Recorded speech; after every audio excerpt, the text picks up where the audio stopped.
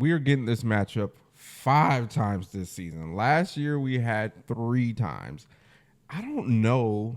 That'd be interesting to look up. I don't know if two teams has played 5 times in one season in the W. But we're getting it with this matchup, and both fan bases are saying this is not a rivalry. It is featured in the rivalry week, but the fans are saying we're tired of this being called a rivalry. It's not even close. And I've read a lot of comments and seen videos from both sides, and I have to respectfully disagree. This is as close as a rivalry you get in sports. It's just not a matchup. And that's the problem that I think people are. That's the thing people are getting. That's the thing people are missing. That the teams are rival. The two players that are at the face of this contention are rivals of each other. They grew up playing against each other for as long as they can remember. They've said it. They played in AAU ball. They played in college. They played in the pros. So there's a little bit of a rivalry there. But they don't match up against each other, same as Steph and LeBron didn't match up with each other. But it was must-see TV. It was some of the best games we've ever seen until one team went and got Kevin Durant, and that kind of messed it up. But let's say the Fever side. From what I gathered, the Fever side say we are better than the Sky. There's no way they're our rivals. We made it to the playoffs. The Caitlin Clark fans say Angel's not on Caitlin's level. Caitlin is an MVP player, top 5 in the world. There's no way this is our rival or peer. And those are some of the sentiments that I seen pretty consistent when I was looking everything up. And that is their standpoint on why this should not be considered a battle or rivalry. And then on the other side, more so the Chicago fans are just saying, let our rivalry become Fee or Asia or Stewie, someone else in our position of the power forward. And this is the Angel fan saying the power forward positions is the best position in the league. You go every team, their one or two best player plays the power forward. So Angel has plenty of opportunities to go against the best of the best. Let's not shoehorn her into being Caitlin's rival when there are a million different power forwards and centers she gets to go out throughout the year. And that is their standpoint on why this should not be considered a rival. The Sky fans feel like there's other teams in their divisions. There's better matchups like the Sparks with Rakia and Cam being both young and they play power forward and center. Or you can look around the league and there's better matchups as far as the team wise. And we are bigger than just being the team that plays against the Fever. And so that's what those fan bases, whether it's the Angel fans or the Caitlin fans or the Fever fans or the Sky fans, are saying. And basically they're just fed up with the narrative of this is the biggest rivalry in women's basketball. But unfortunately, the numbers say that this is must-see TV, and it's been that way since the first time they played in college. So you have to assume that these leagues are going to push this onto the fans because it's going to bring more eyes. And then you get, last year, people fell in love or hated Kennedy Carter. And she may have brought more people to consistently watch the Sky or watch the WNBA in a whole because they did not like her because of the foul, or they said this is one of the most talented women I've ever seen. I would agree. But that's the beauty of this game because this year somebody's going to see Bonner for the first time and say, whoa. She can ball. I need to pay more attention to the WNBA. Somebody is going to see Kia Nurse and say, man, she's a shooter. And I didn't know the WNBA had shooters like that.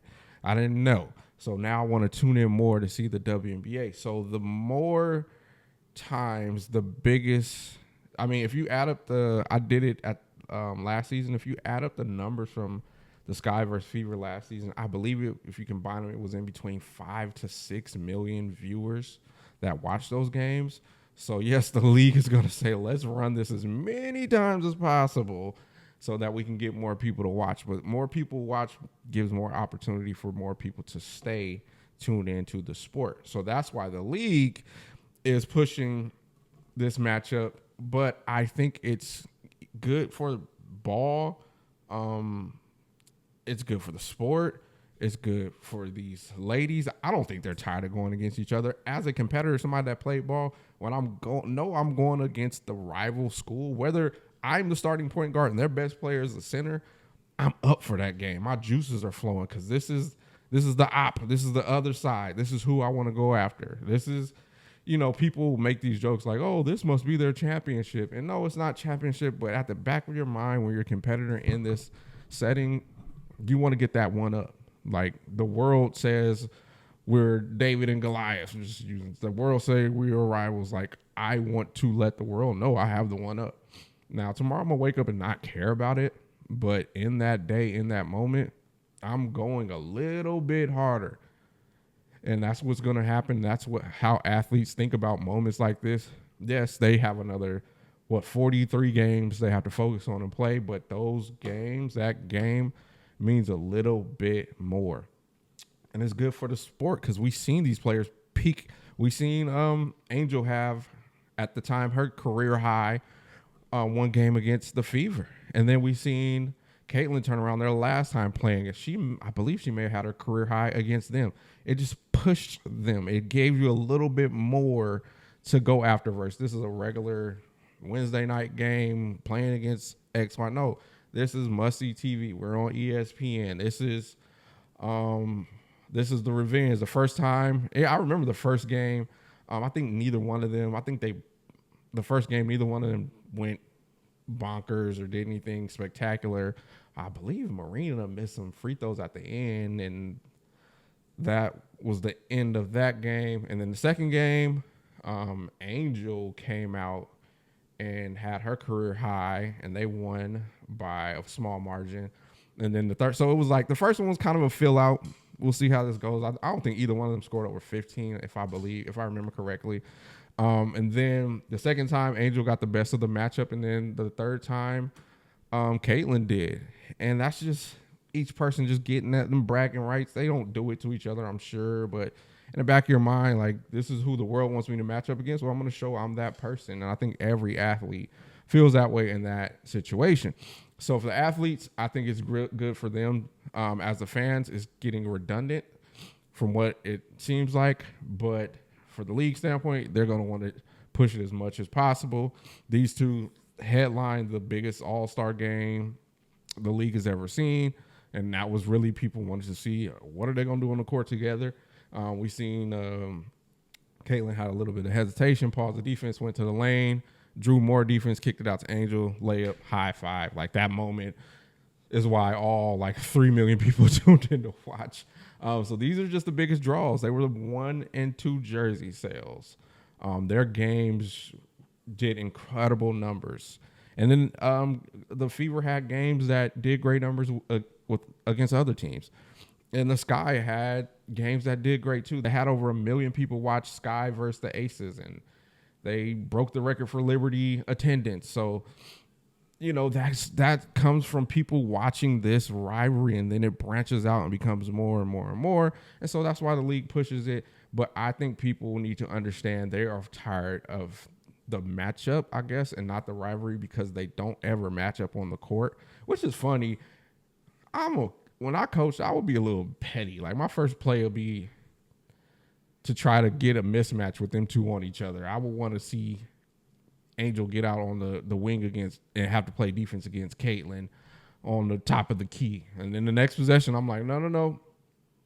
Let's run this play. So Angel will get Caitlin to switch on her in the post and see how, like, that's how I would that's how I would do it. Let's see what you guys do when you match up against each other. That would happen a couple of times if I was a coach, but maybe that's just petty. But I am AJ. This is my mic.